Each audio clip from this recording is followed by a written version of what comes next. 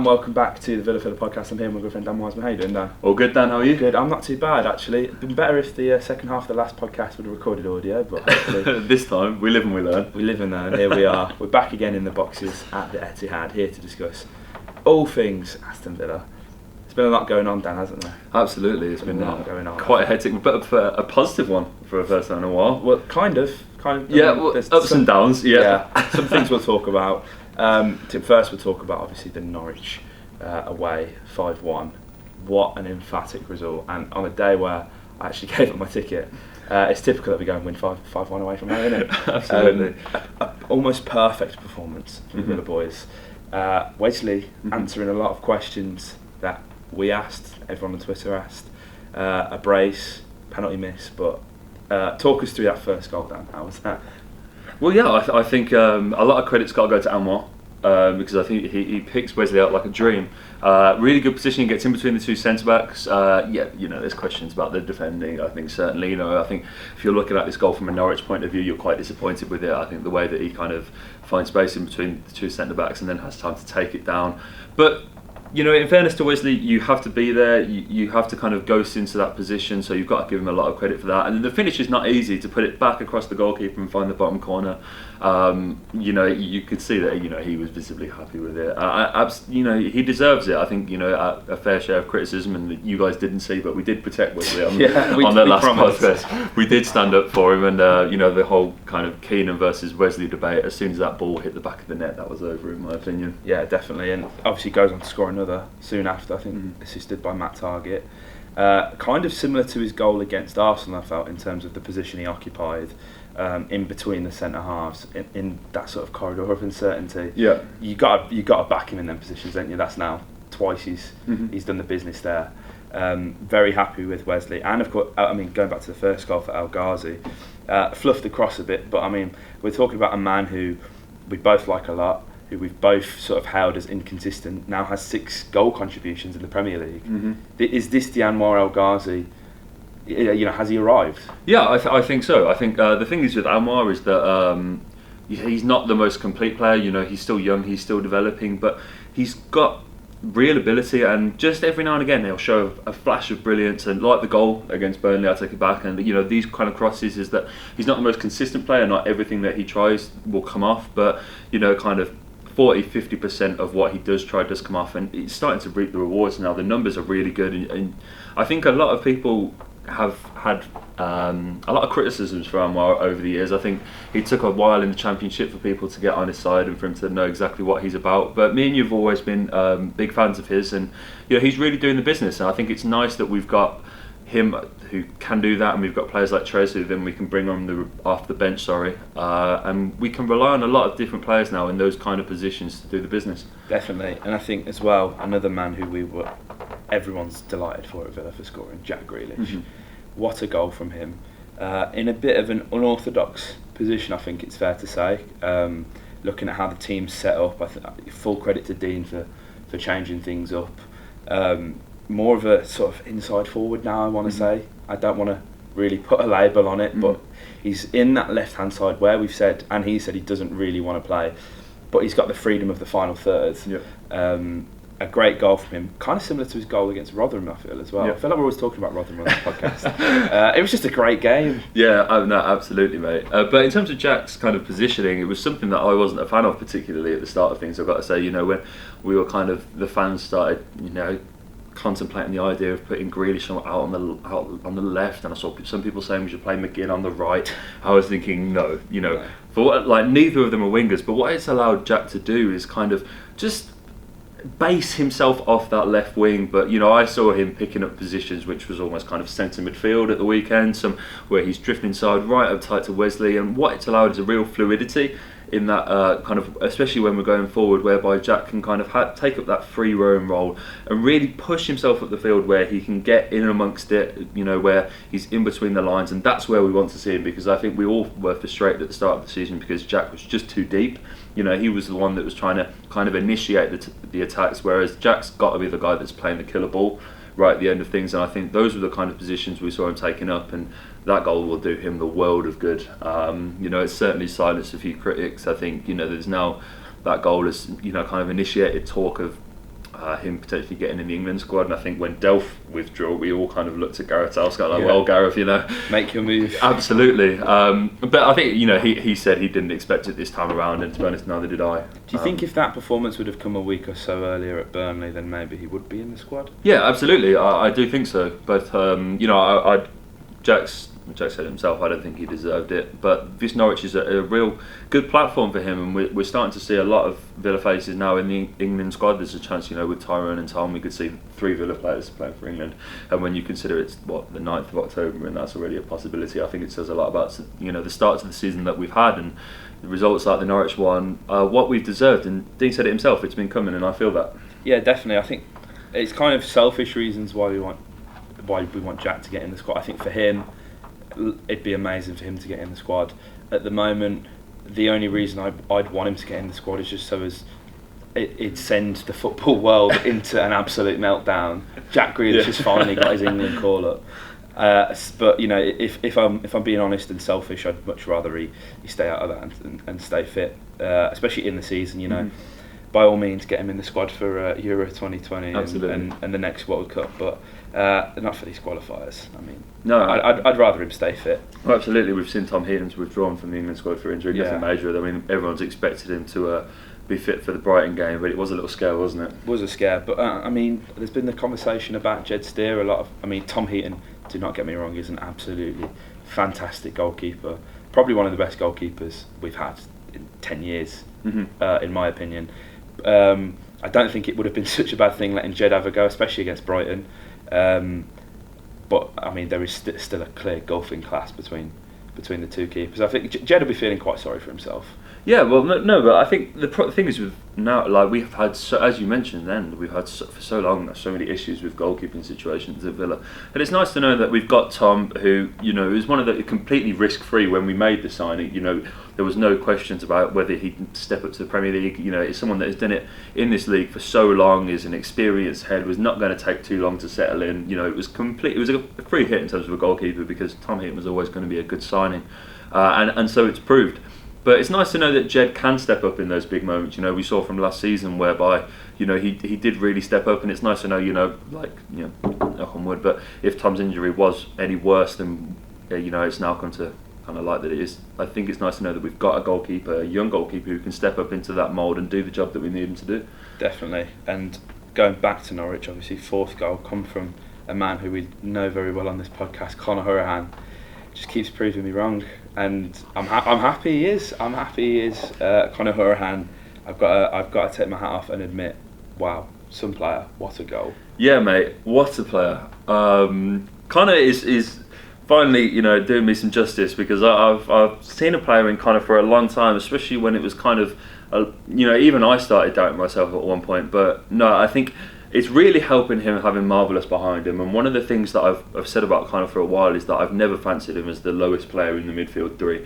I always believed that he was kind of the player who would, if you've got the midfield of Grealish, McGinn and Nakamba, if I was to take one of them out for the position that I'd want Conor to play it with McGinn. And I think that's kind of what we're seeing. We're passing the defensive kind of responsibilities onto Marvellous, and we're letting him really do his stuff. And he's picking up the numbers, and he's doing the business, and that's obviously all 4 tiers of English football that he's played and scored in now, which is a great statistic. And you love to see it because he's earned that, and it's a great strike, a typical Conor Hourihane goal, and by God does he love playing against Norwich. He does, doesn't he, mate? Honestly, an absolute bagsman. But then obviously Douglas Luiz comes on, just completely one-ups him. Like, wow, this man is a joke, isn't he? He only scores screamers. When that goal went in, sheer elation, mate. It really was, because it was the first touch to trap it with the bottom of his boot, roll it out in front of him, and then just bend it all the way to the bank. What a goal! 3 goals from Brazilians on the day. Aston Villa winning 5-1 in the Premier League. It's a good time to be alive right now, and it really is. But yeah, brilliant for Douglas. There's a selection dilemma going on in that midfield now, mate. Like, what a performance it was from Marvellous, but if Douglas is coming on and scoring goals like that, then that's going to be in the forefront of Dean's mind. And it's great for the manager to have those kind of problems, isn't it? I think he's always had the dilemma in how do I fit Hourihane, and he's finally been like, right, this is how we get Hourihane and Grealish at McGinn all in the same team, and I can play my sort of destroyer in the midfield in Nakamba. But then Douglas Luiz comes and does that. I mean, I think Nakamba had an absolutely outstanding game, didn't he? Man of the match. No, as voted for by the nation of Zimbabwe. But he was absolutely everywhere. He's an absolute fantastic player. A bit of pitbull in that midfield, wins everything. He gets everywhere. But I think Luiz will feel a bit hard done by if he's not making it in the squad. There was some talk about there being a potential appearance requirement for Luiz, which I thought was strange considering we bought him and it's not a loan. But maybe he's inserted something in his contract saying he wants to play 70% of the games. I don't know. But that goal straight off the training ground, that wasn't it? He does that over at the CFA every week. And he was there. You just back him in that position every time, don't you? Yeah, absolutely. He's got real class. He's gone away with Brazil, and that's brilliant to see. And thank God, Douglas, if you're watching, the blonde hair has come back, and it's not the dreads, so you're only halfway there. But I'm loving the new look, mate. He's scored the goal. He's feeling himself. But no, I mean, it's brilliant that we've got such a wealth of talent in that midfield, and I've got to give props to Marvellous because he's been like sublime. He's exactly the kind of DM that we've needed for so long, that can break up those lines. He's so comfortable on the ball. He never seems to be phased by anything. He's always in the right place at the right time. Fantastic. I love that he's brought the whole of Zimbabwe into the Claret and Blue. I think that's absolutely brilliant. I love everything about the guy. I think unfortunately his day was marred by some incidents which went on the concourse, which absolutely ridiculous, to be honest with you, mate. It really kind of ruined the day in a lot of ways. But he's held his kept his head held high. He seems to have kept his head in the game and focused on what he did on the pitch, and that's all you can ask from him, isn't it? Definitely, mate. And I mean, you don't want to hear that kind of chanting anyway. Thankfully it weren't heard on the terraces, because there's been talk from Tammy Abraham, people like that. Now they've gone away with England, that England are going to walk off, which I fully stand by. If they heard that, I would expect a walk off, to be perfectly honest, from the players. Great that the club have actually come out and condemned it pretty quickly, and hopefully there can be some sort of education to these people, because it's not on. And we heard it at Brighton as well with the Esri concert chant as well, and I tweeted about it, and I had a few of my mates message me being like, "Oh, look at you," but it's like social justice. It's like, well, racism is wrong. There's no place for it in football. In society. Absolutely, mate. I completely agree. I think Villa is a club whereby it'd be very easy to kind of hand lifeline, kind of some bands out to these lads that are chanting it. And I have no. I will say one thing. I don't think it's malicious racism. Do you know what I mean? I feel like it's just it seems to be a group of young lads who are naive, immature, that don't really understand the consequences of what they're saying. I don't suppose for a second that these boys are genuine out and out racist, but regardless, it's not acceptable. And if that is the case, and if I'm right, as you said, I think it'd be easy to kind of just ban these lads, for X amount of years or whatever. But to take them in, I think you've got to educate them. I saw some pages like the Punjabi Villains reaching out on Twitter saying, if you are one of these lads or them, just tell them to get in touch, and they're not angry, they just want to kind of talk, and I think that's definitely the best way to get around it, because we have to I think that's how you stop issues like this from recurring, to be honest with you. It's definitely the best way to go about it. It's got no place at this football club. But as you're saying, the Esri Konza chant, disappointing as well. It's just lazy, to be honest with you, mate. Like it's just kind of make an outdated joke which really isn't funny anymore, that I think is, as I said, I use it again quite immature, to be honest with you, and I'll be quite happy to see this issue resolved. Definitely, mate. There needs to be a sort of dialogue formed and an education, because banning only does so much, doesn't it, really? And people have got to live with the consequences of what's happened. So if bans are being handed out, then fair play. I'm going to stand by the club with that. At least it'll be the people on Twitter will see a few new faces at the away days. That's absolutely, people are always complaining about. Absolutely. So you'll definitely see some new faces. Hopefully no racist chants, but we fully support the club with the statement. Absolutely. I think it was great, and in a society where racism is rife more than ever. You know, we've got to be taking action. Absolutely. So now, Dan, we're in the international break, a nice little break from football. Probably come at the wrong time for Villa. Nevertheless, I'm sure those who've been left behind be working hard. Let's look ahead to Brighton. Obviously, we both went down to the Amex a few weeks ago now in the Cup. Honestly, I thought if we're playing these lads again, give us a 3 points. But looking at them against their performance against Spurs, I believe it was O'Connell, the number 44, 45. Absolute masterclass. I mean, he showed glimpses of it against us. We did point him out as a good player. How are you feeling going into this game? I mean, a 3-0 stomping against Spurs is kind of got me worried, to be fair, mate. I know Spurs at the moment are getting mugged off every week, it seems, but I'm worrying going into this game. Yeah, no, absolutely. I think it was, we looked at these games as something whereby we could really pick up some points in Norwich and then Brighton, and these two games were seen as so key, and it's going to be more difficult than it was. I still fancy us, to be honest with you. I think as the home team, we've got to take it to them, and, once we do. But it was a terrible performance from Spurs. But, O'Connell seemed lively. He was a good player. I think he hit the bar against us, if I'm not mistaken. And so he's going to be a good player, but there's no easy games in the Premier League. I know that's such a cliche, and I do hate to use it, but it stands true. Where you can't write anyone off, and I think Brighton, they stood up well to Spurs, and they came with no fear. And they're gonna, if they feel that they can do that against Spurs, they're definitely going to come and do that against Aston Villa. Do you know what I mean? Definitely. I mean, they did have the home advantage last time, but I mean, look at Neil Maupay scoring within 2 minutes. Absolute gunman in here, and we know he can pack against Villa. So they've got their own threats. It's going to be a good game, and I like the two managers on display. I think it's good that we've got we're giving platforms to such young managers, especially English ones that play good football. It's going to be a very expansive game. I think it would be a good one for the neutrals too, to be honest with you. But I do expect Villa to get the win. I think the lads are going to go away. We've got a lot of boys out on international duty. So some good performances from them, keep their individual momentum kind of rolling on through the international break, and hopefully we can come back into that game. I'm sure Villa Park will be packed to the rafters, good atmosphere, and I think we can get the win. Hopefully, mate. I think as well, teams now may slightly underestimate us for a short time with this formation. When you're looking at the lineup, we're going to really see how much analysis managers actually have done on us, because it is an orthodox formation, as we've touched on. I think, because reading it on paper, I assumed we were going for a 4-4-2 diamond with Al Ghazi playing off Wesley when I first saw it against Burnley. Obviously, it wasn't that, and then we've seen it evolve in Norwich as well. As this sort of fluid, there's not really a set formation, is there? There's essentially 3 midfielders, 3 forwards. Jack kind of does what he wants on the left, comes in. Al Ghazi's playing off Wesley.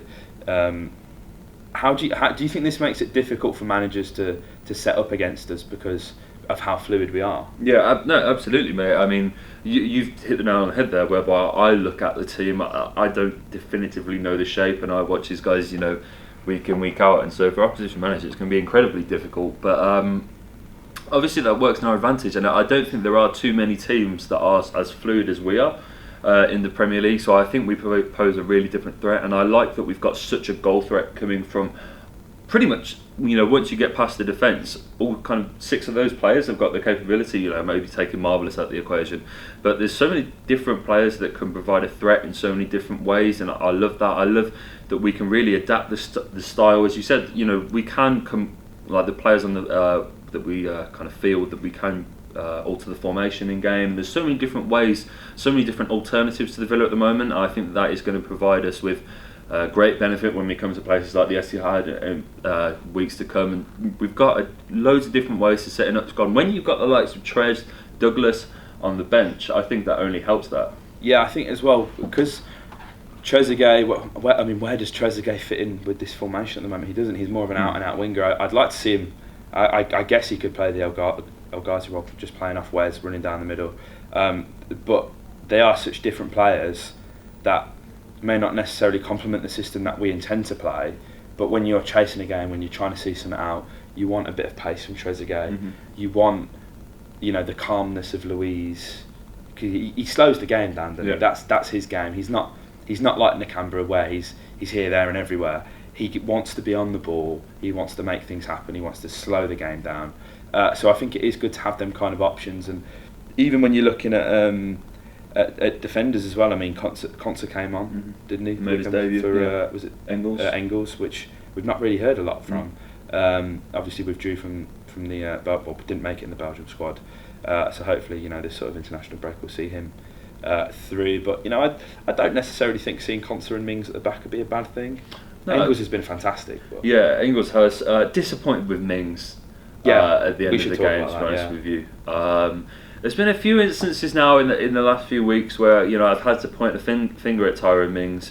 Tom Heaton doesn't cover himself in glory either with that goal.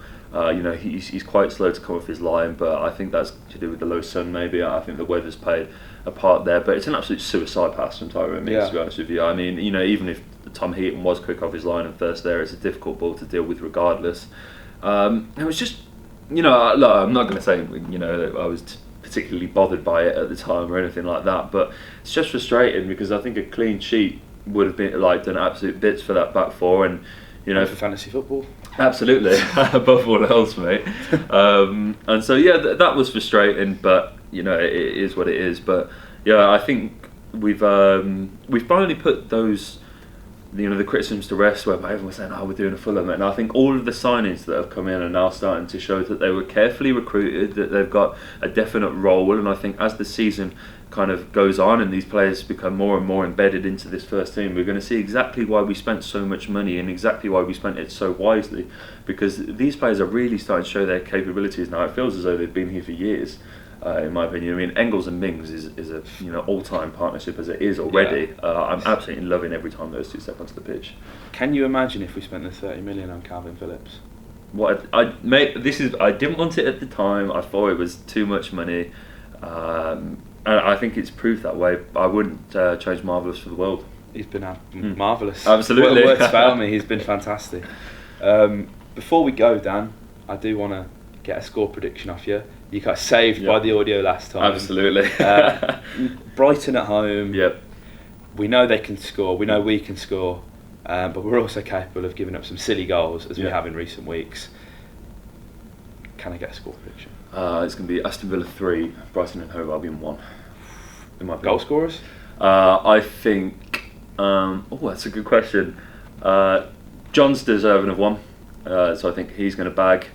I think Jack's going to come to a real form, so I'm going to look at that, and I think we're going to put money on the big man. He said he wants 20 goals this season, I saw the other day, so we're going to back him to do that. Wesley, you're going to get on the score sheet as well, my son.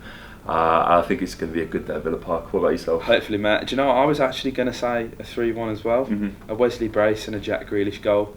Imagine if Nakamba scored. Zimbabwe and Twitter would just oh my god, he would explode. It would be amazing. Yeah, absolutely. Team of the week, Wesley, is something I'm also looking forward to. I think we should. I'm hoping that happens. I just purchased Wesley. Actually, I've brought him on as a sub a few times. Defenders just bounce off him. he's incredible. So that team of the week comes out today. So hopefully we see an informed Wes. That'd be nice. And Adama Traore by the sounds of it as well. Don't want that though. Yeah, less of that. Less of that. Before we go as well, just a quick reminder that some of us from Heart and Holte are running the Birmingham Half Marathon this weekend. I did 4 miles the other day, so I've been doing some research. If you can run half the distance, you should be able to make it in a decent time. So I'm aiming for that 7.5 miles by the end of the week. Hopefully we can do that. So if you would like to sponsor us and donate, we are running for Kit Aid and for the Stilly and Petrol Foundation, 2 charities that are close to our hearts. Mm-hmm. So we worked with Kit Aid last season. Funnily enough, the Norwich game, game we did the Kit Aid drive. And obviously the Stilly and Petrol Foundation, that needs no explaining. What a man, Stan. So if you would be so kind as to donate, as we're putting ourselves through how Cal has actually prepared a lot better than this, and he's going to do better than me and Dan Horton. But we're here for the ride. We're here to help make a difference. So hopefully we can get some donations from you guys. It'd mean the world. So if you enjoyed this podcast, hit the like, comment your thoughts below. Let us know your predictions against Brighton. We'd be very interested to know. See if we can get that 3-1 W as we've predicted, and subscribe for more. Obviously we are back, so the podcast will be coming weekly. Hopefully we'll get some more videos out, like the Brighton one, Yep. and the Intertoto Cup one. If you haven't checked that out, it will be linked at the end. It was a great day, Brighton away, wasn't Absolutely. it? Talking about the League Cup as well. So yeah, any last words from you, Dan? Speaking of 3-1 wins against Brighton, let's Well, hope we can do it there again. we go. I would take that, mate. I would take that. Thanks, guys. Up the Villa. Chest is essential. The ball filling this got potential. It's the main man, a hero. He's the main leader of the gang. Chester.